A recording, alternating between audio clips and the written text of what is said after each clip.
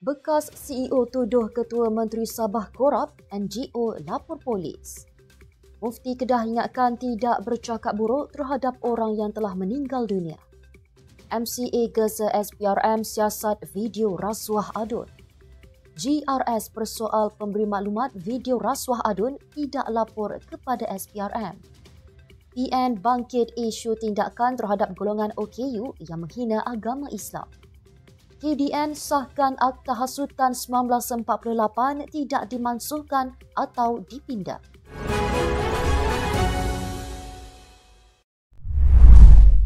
Bismillahirrahmanirrahim. Assalamualaikum dan salam Malaysia Madani. Bersama saya Mirakilah dalam Netstab News edisi Extra. Jangan lupa ikuti kami di semua platform Netstab Malaysia.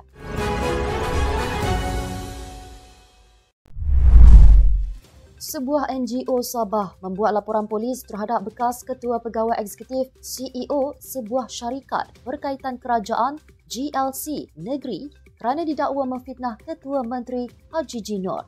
Menerusi gerakan Kuasa Rakyat Malaysia yang juga dikenali sebagai G57, Zulkarnain Mahdar mendakwa pegawai kanan itu menerusi tuduhannya secara tidak langsung menggambarkan Haji G seorang pemimpin korup yang membantu mendapatkan projek untuk kontraktor.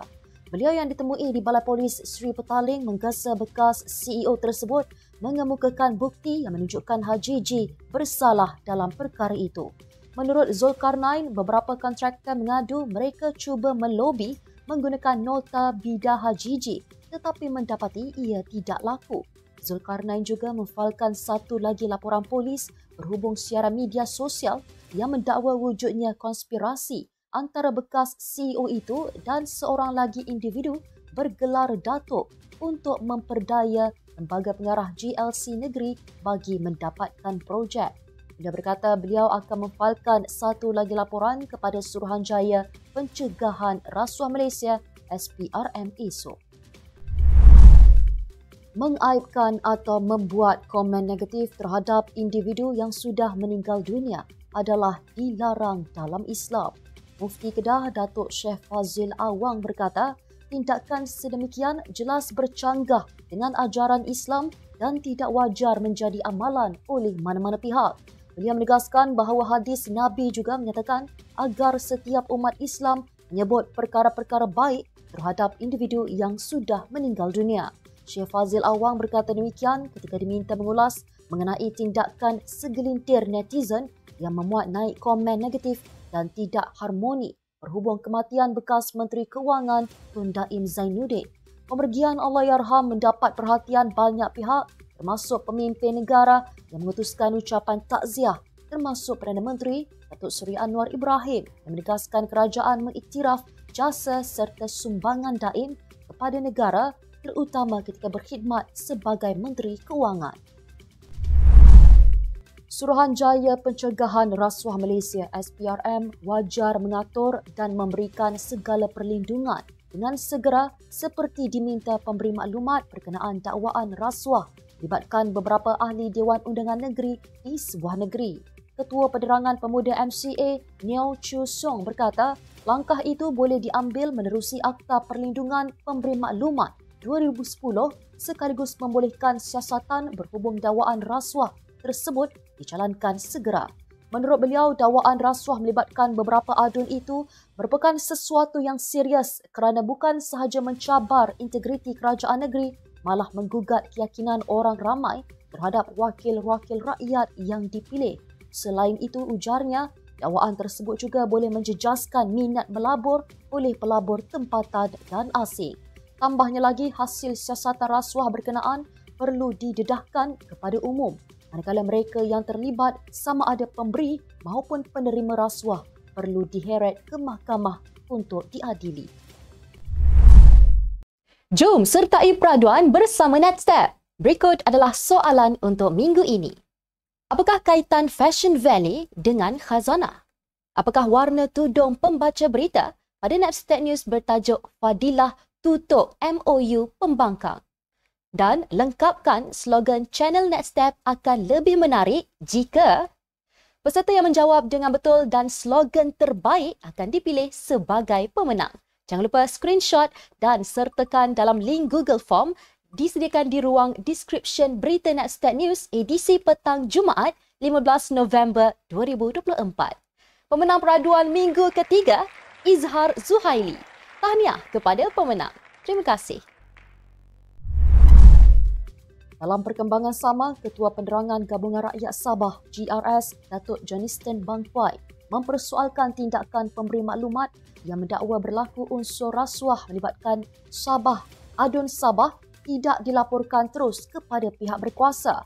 Beliau yang ditemui pemberita mempersoalkan pemberi maklumat berkenaan hanya mendedahkan video rasuah tersebut di media sosial tanpa sebarang laporan rasmi dilakukan untuk tindakan lanjut.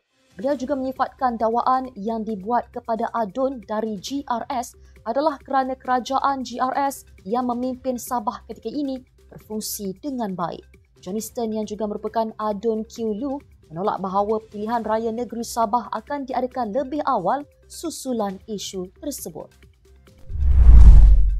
Pemimpin Perikatan Nasional Datuk Ahmad Yahya tegaskan keperluan tindakan tegas terhadap penghinaan agama khususnya apabila pihak yang bertanggungjawab dilindungi dengan pengisytiharan sebagai orang kurang upaya, OKU atau berhadapan masalah mental.